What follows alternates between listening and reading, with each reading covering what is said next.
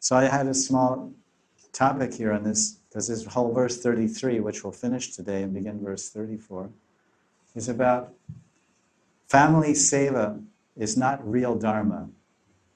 So it's a very popular, we're talking, because Krishna is talking dharma, family dharma, street dharma, sati dharma, pati dharma, and your ashram dharma, and your be good cowherd, go be good cowherd girls and go to sleep. Because if you're out here all night, you won't be able to milk the cows tomorrow morning. You're out here dancing all night, you'll go back and, okay, milk the cows. I don't have any energy. So for all reasons, Krishna's, for the ashram they're in, or the varna they're in as abiras, they have duties to perform, which requires vitality and energy, which you need by sleeping. The gopis stay up all night, and then they go home and sleep for 2 minutes and wake up. Okay, go to the Goshala, start milking the cows, start sweeping the... Huh? What? Milk the cows? Sweeping? Why are you so tired? Oh, I don't know. I didn't want to get up. My legs hurt. My legs hurt. I can't squat down to milk the cows. My knees hurt. Why your knees hurt? What are you're just sleeping all night? Yeah, not exactly. I was bending this way and bending that way. Because you see, when they describe the gopis dancing in the rasa dance, they're bending so much that the manjaris are afraid that sakhis are going to break their waists. they're bending over so much, and one is described in Govinda Lilamrita, I believe. Each gopi was taking, there was a group dance, and individuals would break off from the group and dance solo dances for Krishna's pleasure. And one was dancing, and then she danced in such a way, she bent over backwards while she was dancing, and went all the way down with her hands and grabbed her ankles, like those great yoginis you see in the books and stuff. She grabbed her ankles, made a perfect, and it says that while she was dancing, and then she went like this, all in a beautiful, graceful motion, and her back was completely back, bent the opposite way, and her hand, you know what I mean, like this, and her hands are touching, and Krishna's Kaviraj said she did this pose to remind Krishna of the bow of Cupid, the bow of Cupid, the Kamadev Dara, the flower bow. So when she bent back like that, it looked like a bow. And Krishna was saying, oh yes, what's the number of your kunja? 114-17. Okay, I got it, I'll be there. So in this way, they were dancing, unbelievable. And one was doing a cartwheel, and it describes the different dances.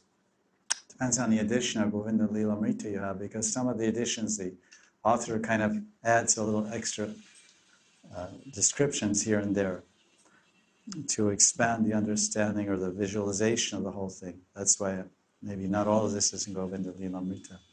So in India, it's a very popular saying, Manu Seva equals Madhava Seva. Manu means serve your mother and father, serve your guru, serve humanity, serve the political party, serve Bharat, be Indian, buy Indian. So this is no need. If you serve mankind and womankind or human beings, then Madhav, the husband of the goddess of fortune, or Krishna, he'll be automatically pleased and happy. So this concept, which was generated back in the 40s and 30s by some political personalities that were trying to create a certain amount of unity, because they saw people were so much busy worshiping God, they didn't care much about the country or much about the people in the country. That's why India was always called a fatalistic country. They just believe in their fate. They don't think there's any free will. They don't think they can do anything to change their situation. So now they have, quote-unquote, free will, and they have still not been able to do anything to change the situation, despite the input of millions and crores of dollars from other countries, and despite the technical and professional advice of so many foreign scientists and experts who believe in free will and think they have it. They've all come here to exercise their free will and change the complexion, atmosphere, ambience, and direction of India. And all of them have been utter, absolute failures. Because India will just roll on the way it rolls on. It'll just be the way it is, because it's already described in Shastras that this is Dharma Bhumi.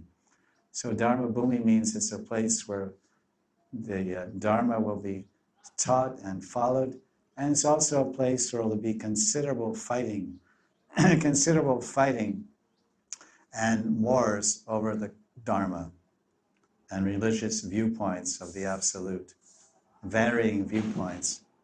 So other countries are described in the ancient Shastras as Bhoga Bhumi, and this is Dharma Bhumi. So the predictions and now understanding of the great sages, they're forever. India will always be the land of Dharma.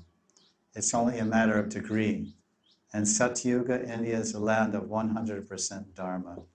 And Kali Yuga, India is a land of 25% Dharma. But the other countries are 5% or 1% Dharma. And that Dharma doesn't even hold a thread to the extent and level of the Dharma of India. So this is a, pro-India talk, but not really. I wanted to address this point because the gopis are married and some gopis have children, not the Nitya Siddhas. Sadhana Siddhas may have some of them. It is indicated by different acharyas in different places. So they have the whole thing, mother-in-laws and houses and joint families and occupations, everything they have like modern Indian families. But they're also setting an ideal example as grihastas. So the question can be asked, did the gopis of Vrindavan, did they follow the philosophy of Mano Seva, Madhava Seva? Obviously not. Because this is a false political phrase. It was jargon, it was popular philosophy, but it's not even based on intelligence. So when the gopis use this phrase in verse 33, kushala, so kushala means intelligent, expert. So the gopis, the Braja gopis, are stating that wise persons, those that are kushala and wise, they will agree with the Braja gopis, and that service to Krishna, Krishna seva, is true and everlasting. And this will bring one, if you serve Krishna, this is eternal, and it will bring everlasting happiness and peace. And this political phrase that was oftentimes, even today it's used, and people believe in it, and even they say it. Why don't you come to the temple? Why don't you come to the mandir? Oh no, I'm doing my karma yoga. But you should serve Krishna. No, I'm serving humanity. I'm serving my family. Mano Seva, Madhava Seva. Even today in 2018, you'll hear this phrase in different places in India. Basically, it's a bluff. It's a cop-out, and it's just a brainwashing that's become habituated and very popular even down to today, since long. So the Braja gopis are actually teaching that they say if someone's actually kushala, they'll agree with the gopis that service to Krishna, Krishna seva, which means Madhava seva, is true. So Dharma must have as its goal a pleasurable end. So the end of Dharma is pleasure. That's why Christians and everyone says, oh, if you're a good whatever religionist, then you go to heaven or whatever, some happy place, joyful place where thousands of friends or thousands of family members or ladies or whatever, I don't know, different religions have different ideas of the good result of Dharma. So this Dharma must have it as its goal, the pleasurable end. That's the beauty about Bhakti Dharma, or this Atma Dharma, because our sadhana is our sadhya. Our sadhana, our practice of bhakti, is the same as the goal, the sadhya. So we hear and chant about Krishna, and the more attentively and purely and with a hankering mood and blessings of Vaishnavas, we hear and chant about Krishna, we feel a pleasurable sensation. We feel an inner satisfaction and maybe possibly even joy and bliss. When one at the stage of bhav, he laughs, he cries, he runs here and there. At any rate, this is Goshta, and Raghunath Das Goswami tells us to always remember and have ratim apurva matitaram. We should have excessive rati and love for Guru Goshte Goshtali Shu, the first verse of Manashiksha. So Goshta, Goshtalishu means, Goshtalia means that alaya. Alaya means that house or that place which is full of sounds. The word Goshta means sounds. So we say Ishta Goshti. Have you heard this? Must be knowing. So that means people get together and make sounds. Means language. Speak about the Ishtadev. So this is Braj Goshta. So as soon as one sound finishes, another sound begins. So Dharma must have as its goal a pleasurable end for one to be motivated and inspired to execute it and carry it out. So what is the goal of Manoseva? Oh, serve mankind. This is Dharma. Don't serve Madhava. So what is the pleasurable end? What is the pleasurable goal of serving mankind? If you serve mankind your whole life, do all kinds of good things, you know what you'll get? You'll get old, you'll get disease, your teeth will fall out, your ears won't work, you'll get cancer, you'll die. And because you never served Krishna and you were a little offensive and did a few sins too, the next life, after serving Manoseva for your whole life, you become a very beautiful, intelligent, and clever dog. Indian dog, dingo. Not an ordinary dog, but a dingo.